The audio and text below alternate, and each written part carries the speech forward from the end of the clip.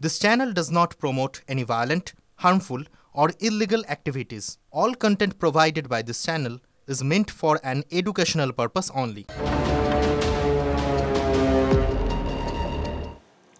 দেখছেন টিভি 9 বাংলা। রনিপা রয়েছে আপনাদের সঙ্গে পাঁচটা বড় খবরের পর এবার নজর রাখবো বাংলাদেশের দিকে, কারণ উত্তাল বাংলাদেশে অত্যাচারিত হিন্দুরা। ঢাকায় ভারত বিরোধী ষড়যন্ত্রের খোলাখুলি হুঙ্কার দেওয়া হচ্ছে। ঠিক এই পরিস্থিতিতে ঢাকা সফরে ভারতীয় বিদেশ সচিব বিক্রম মিশ্রি। অন্তর্বর্তী সরকারের বিদেশ মন্ত্রকের উপদেষ্টা এবং সচিবের সঙ্গে বৈঠক। কথা হতে পারে মোহাম্মদ ইউনূসের সঙ্গেও। অত্যন্ত গুরুত্বপূর্ণ এই সফর কতটা ফলপ্রসূ হবে ঠিক সেই দিকেই তাকিয়ে রয়েছে আন্তর্জাতিক মহল।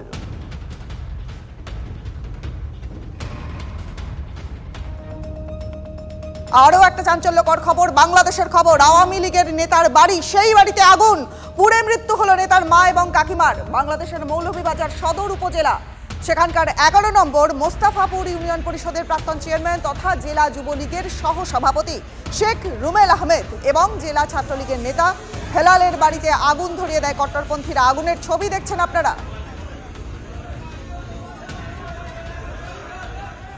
জেলবন্দি ইসকনের সন্ন্যাসীর বিরুদ্ধে আরো বড় সড় নির্লজ্জ চক্রান্ত বাংলাদেশের। এবার চিন্ময় কৃষ্ণ দাসের বিরুদ্ধে হামলার উস্কানি এবং হত্যার চেষ্টার মামলা। চট্টগ্রাম আদালতে মামলা দায়ের করেছে একজন ব্যবসায়ী।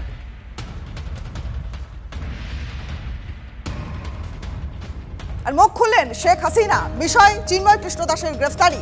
গ্রেফতার করার পরে মামলা লড়তে দেওয়া হচ্ছে না। ইউনূস প্রশাসনকে তোপ শেখ হাসিনার।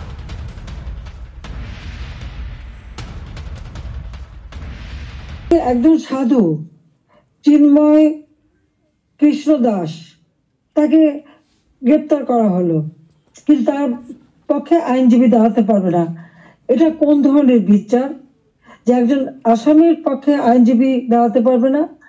যদি কোনো আসামি আইনজীবী না দিতে পারে তো এটা সরকারের দায়িত্ব আইনজীবী নিয়োগ দিয়ে দেওয়া, ন্যায় বিচারের স্বার্থে। বাংলাদেশে ন্যায় বিচার নাই, এবং তার পক্ষে দাঁড়ালো কেন? সেই জন্য আইনজীবী পিটিয়ে হত্যা করা। এবং তাদের এবারে আমরা একটা অদ্ভুত ব্যাপার দেখি যে মানুষকে পিটিয়ে হত্যা করা। দেখুন, বাংলাদেশের পরিস্থিতি অগ্নিগর্ভ, কিন্তু শুভবুদ্ধি সম্পন্ন মানুষ তো রয়েছেনই, তারা এর বিরোধিতায় প্রশ্ন তুলবেনই। ইসকন সন্ন্যাসীর গ্রেফতারি নিয়ে প্রশ্ন তুললেন বাংলাদেশের বিশিষ্ট সাহিত্যিক ফরহাদ মাজহার। চিন্ময় কৃষ্ণ দাসকে রাষ্ট্রদ্রোহিতার মামলায় গ্রেফতার করার যুক্তিটা ঠিক কি? মোহাম্মদ ইউনূসকে সরাসরি প্রশ্ন ওপারে সাহিত্যিকের।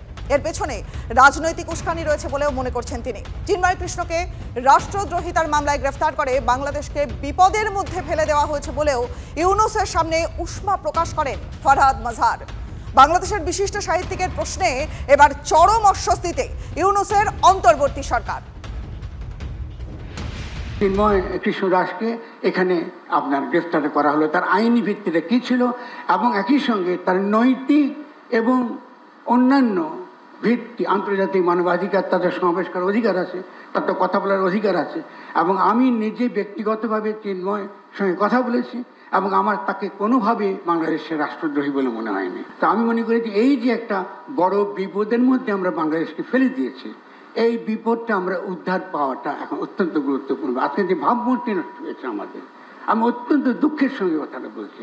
এতগুলো মানুষ মারা গেল, এতগুলো ছেলে পঙ্গু হয়ে রয়েছে, সেখানে আমরা এখানে বাংলাদেশকে একটা জঘন্য দেশ হিসেবে, যেখানে সংখ্যালঘুরা নিরাপদ নয়, এইভাবে আমরা আমাদেরকে আজকে সারা পৃথিবীতে আগে করা হচ্ছে।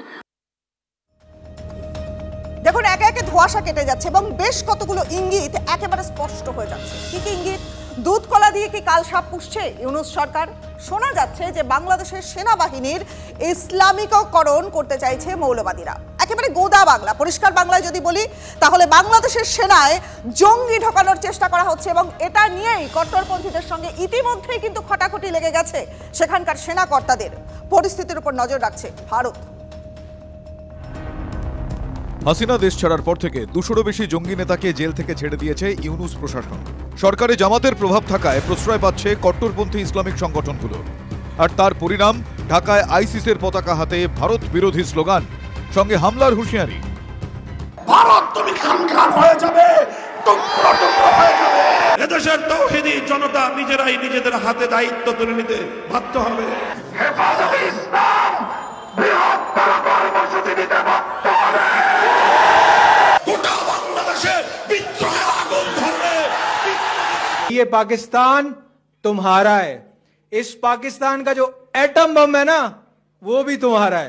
आए जुर्रत करे कोई आंख उठाकर बांग्लादेश की तरफ देखने की, उसकी आंखें निकाल देंगे। भारत के আমি কোনো শক্তিশালী দেশই মনে করি না। ওই যে কথায় বলে কুজোরও স্বাদ হয় চিত হয়ে শুতে, আর সেই পথে হেঁটেই কট্টরপন্থীরা গরম করতে উঠে পড়ে লেগেছে ওপারের হাওয়া। শুধু লম্বা চওড়া বাথ নয়, সূত্রের খবর বাংলাদেশ সেনাবাহিনীতেও নাকি মাথা গলাতে চাইছে মৌলবাদীরা।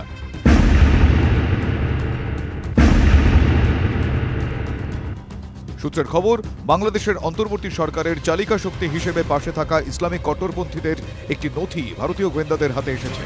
সেই নথিতে ঔপনিবেশিক প্রশিক্ষণে প্রশিক্ষিত সেনাবাহিনীর বিরোধিতা করা হয়েছে। বলা হয়েছে বাংলাদেশে বর্তমান সেনাকর্তাদের বদল প্রয়োজন, পরিবর্তে ইসলামিক সেনাবাহিনী তৈরির নিদান দেওয়া হয়েছে। অর্থাৎ সিরিয়া বা সোমালিয়ার মতো বিভিন্ন জায়গায় যেখানে ইসলামিক শক্তিগুলো তারা ক্ষমতা দখল করেছে এবং ইসলামিক যে সেনা তৈরি করেছে সেই মডেল অনুসরণ করে বাংলাদেশেও ইসলামিক সেনা তৈরি করার পরিকল্পনা এই মৌলবাদী শক্তিগুলোর। 2017 সালের পরবর্তী সময় একটা রিপোর্ট দেওয়া হয়েছিল কেন্দ্রীয় গোয়েন্দা সংস্থার তরফ থেকে যে দুদিক থেকে ভারতকে আক্রমণ করা হবে, এক বাংলাদেশ আর একদিক পাকিস্তান, এবং সেটাই হচ্ছে। ছোট ছোট অনেকগুলো জঙ্গি সংগঠন সেটা ভারতের বাইরে, ভারতের ভেতরে, বাইরে থেকে ভারতকে আক্রমণ করার প্রচেষ্টা চালাচ্ছে।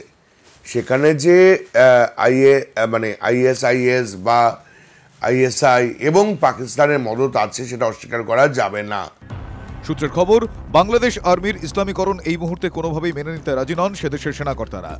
এ নিয়ে কট্টরপন্থীদের সঙ্গে ইতিমধ্যেই তাঁদের মতবিরোধ তৈরি হয়েছে। ভারতের কাছে এটা সামান্য হলেও স্বস্তির।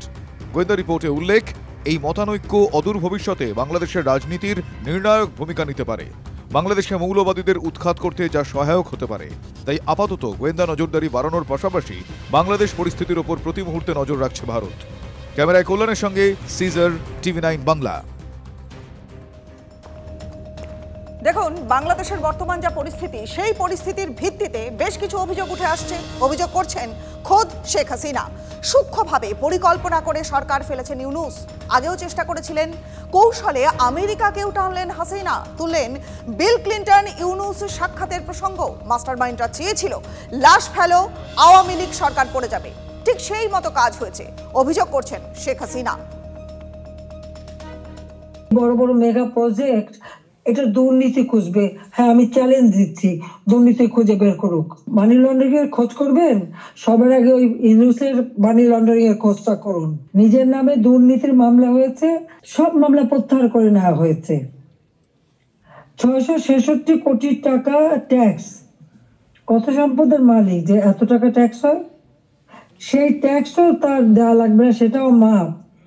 নিজের ট্যাক্স মাপ করিয়ে নিয়ে, নিজের দুর্নীতি মামলা প্রত্যাহার করে নিয়ে অন্যের দুর্নীতি খুঁজতে যাওয়া আর অন্যকে ট্যাক্স দেওয়ার জন্য আবেদন করা, এটা কোন ধরনের মানসিকতার, কোন ধরনের খেলা? বা এটা তো জাতির সাথে তামাশা করা।